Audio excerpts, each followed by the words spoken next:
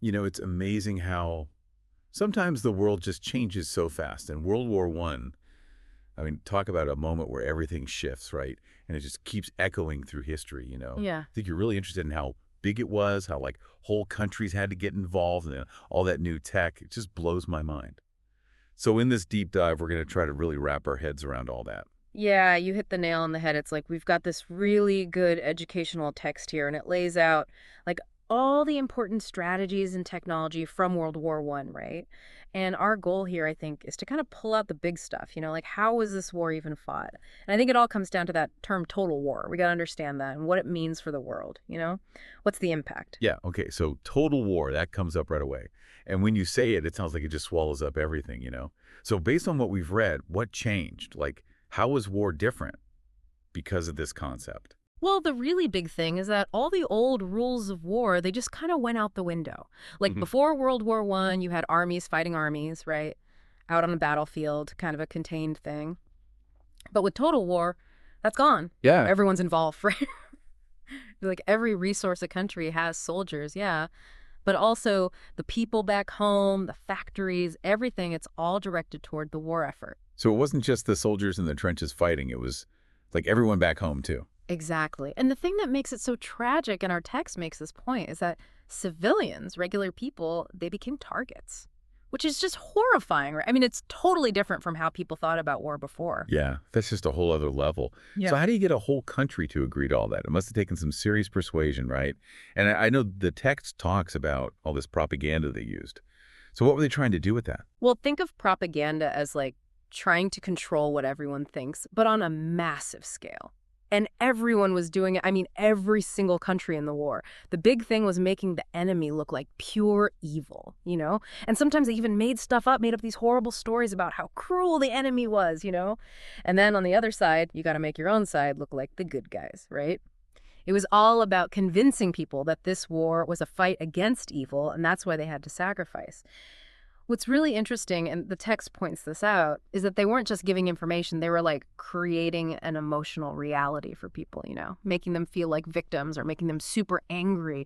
That way, people wouldn't question what was going on. So they weren't worried about facts. They were making up stories, trying to get everyone on the same page emotionally. You got it. They had to make sure everyone felt like they were part of something important, something bigger than themselves, even if their contributions seemed small. Yeah. That way, all the sacrifice, and it was a lot of sacrifice, seemed worth it.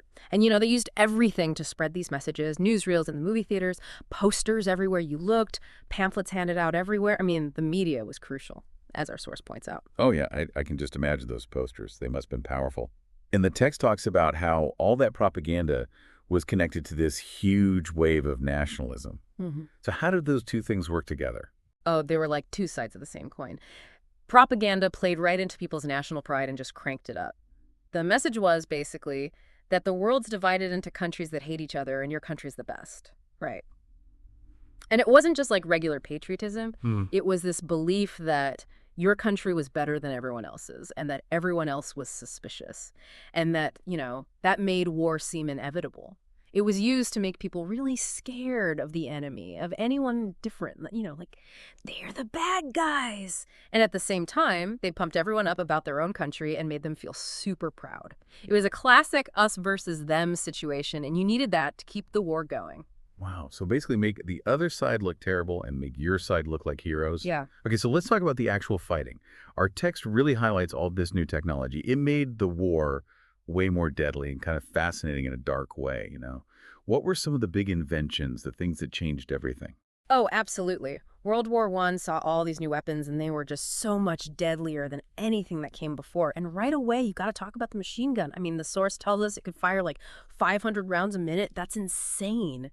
You can just picture soldiers trying to charge across a field and getting absolutely mowed down by that kind of firepower, right? It's just devastating. Oh, it's just terrifying to even think about. And then you've got chemical weapons, right? Oh, Which are just, I don't even know what to say, just horrifying. yeah, that's a dark chapter for sure. You had all these different poison gases: chlorine, phosgene, mustard gas, and the text describes just terrible effects. Intense pain, blisters all over, lungs just destroyed, and a lot of times people would die slow, agonizing deaths. At first, there was no defense against it, but then they came up with gas masks pretty quickly. And that just goes to show how in war, every new weapon leads to a new defense. It's a constant back and forth. So it's just this constant arms race. Okay, what about tanks? It's such a classic image from World War I. They are. And at first, they were just supposed to help soldiers move around the battlefield, keep them safe from enemy fire. It was all about mobility in this crazy landscape. And Right. get this, they actually disguised them as water tanks at first. Can you believe that? They wanted to keep them secret. But it didn't take long for them to become offensive weapons, loaded up with guns, and able to break through enemy lines. It's interesting. The first tanks had all sorts of problems. They weren't very reliable or fast. So the text paints a more complicated picture of their impact, at least early on. Yeah, that makes sense. And then you had the war at sea with submarines. Right. In Germany, they relied heavily on these U-boats, these submarines, to attack enemy ships and disrupt supply lines.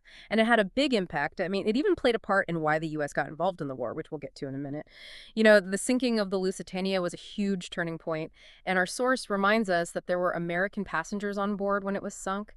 That really turned American public opinion against Germany. Right, and then even the sky became a battleground with airplanes, which is just wild. It is. At first, airplanes were mainly used for scouting, spying on the enemy and seeing where they were. But pretty soon they started putting machine guns on them. And that's how you got these dogfights, those aerial battles that people sometimes romanticize. But they were incredibly dangerous for the pilots involved. Yeah, I mean, all this new technology, it's terrifying by itself. But the text also talks about how it all made trench warfare just unbelievably brutal. Can you describe what it was like fighting in the trenches? Yeah, trench warfare, that was the defining feature of the Western Front. Both sides, they dug these huge networks of trenches. I mean, we're talking miles and miles of trenches facing each other across this empty wasteland they called no man's land. And the trenches were supposed to protect soldiers from enemy fire, but, at first, the generals, they were stuck in the old ways of thinking. They thought they could just launch these massive attacks and break through enemy lines like they had in past wars. But that didn't really work with all the new weapons, did it? Exactly. Like when the British and French attacked the German trenches, they charged across open ground and they just got slaughtered by those machine guns.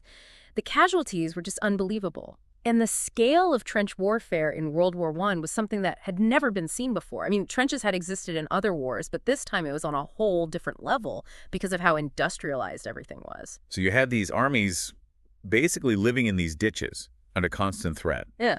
And the text talks about how they got stuck in these stalemates.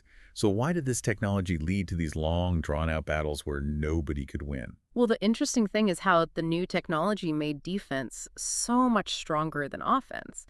The machine guns and all the barbed wire they used, it made it almost impossible to attack. If one side tried to leave their trenches, they'd just get mowed down by machine guns or tangled up in the barbed wire, and then they'd be sitting ducks for the enemy.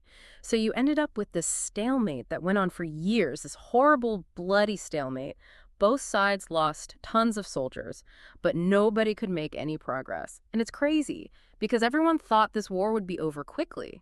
But because of this stalemate, it dragged on for way longer than anyone expected. The source really emphasizes that. It's just a really bleak picture of just endless fighting and death.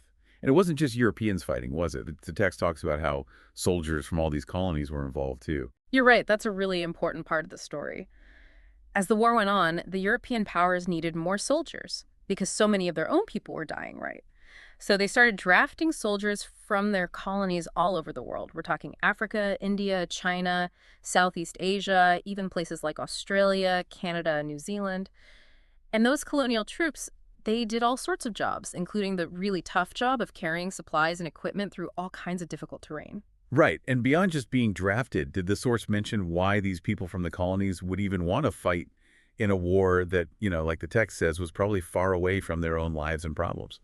It was definitely a complicated situation, and the source touches on that. I mean, a lot of these people in the colonies were under the control of the European powers, and they had no choice but to fight, right? But some people, they did volunteer, and often it was because they hoped that if they fought for the Europeans, they'd get more freedom after the war, maybe more independence. But as the text mentions, those hopes mostly didn't come true, which led to a lot of anti-colonial movements after the war. That's something we could definitely talk more about another time because it's a huge topic. Yeah, it really adds another layer of sadness to the whole thing. Okay, so how did this horrible war finally end? The text makes a big deal about the U.S. entering the war in 1917. Why was that so important? Well, at first, the U.S. was neutral. They weren't taking sides. But then some things happened that pushed them toward joining the Allies, or the Triple Entente as they were also known, in 1917. You know, like we talked about earlier, Germany's submarine attacks, especially the sinking of the Lusitania, really turned American public opinion against Germany. And then there was the Zimmermann telegram. Basically, Germany tried to get Mexico to join the war against the U.S., and that was the last straw for the Americans. So Germany basically made the U.S. decide to join the fight against them. And what happened once the U.S. got involved? Well, it was a game changer, really. When the U.S. joined the war, they brought a ton of fresh troops, new factories to build weapons, and money to fund the war effort. And that completely shifted the balance of power in favor of the Allies. It was too much for Germany and the Central Powers to handle, and they ended up losing the war. It officially ended with the Treaty of Versailles, which meant victory for the Allies. And this treaty, it sounds like it had some long-lasting effects, right? The source hints at that. It did, for sure. You see, President Woodrow Wilson, he wanted peace without victory, which meant she wanted to go easy on Germany. But Britain and France, they'd suffered so much during the war that they were determined to punish Germany. So the Treaty of Versailles ended up being really harsh on Germany. And our source tells us that a lot of historians believe this is one of the main reasons why extremism grew in Germany, which led to World War II. That's definitely something we'll have to explore in another deep dive. So just to recap, we saw how World War I became this total war where everyone was involved and the huge impact of propaganda and nationalism. We talked about all the new deadly technology and how it led to the horrors of trench warfare and these long stalemates. And we also talked about the global nature of the war with all these colonial troops involved. And then, of course, the U.S. joined the war, which led to the Allied victory and the Treaty of Versailles. Exactly. And for you, our listener, who's trying to understand these big historical changes, the big takeaway is that World War I was a turning point. The way they fought, the weapons they used, how they mobilized entire countries, it changed everything about war and had these huge, long-lasting effects on the 20th century and beyond. Yeah, it really gives you a sense of how massive and important this war was. So as we wrap up our deep dive, here's something to think about. How did this whole idea of total war in World War I change how governments interacted with their people in later conflicts? Or, and this is a big one, you know how all that new technology in World War I was supposed to help them win? Well, how did it also lead to so much destruction and suffering? And how does that still affect how we think about war and international relations today?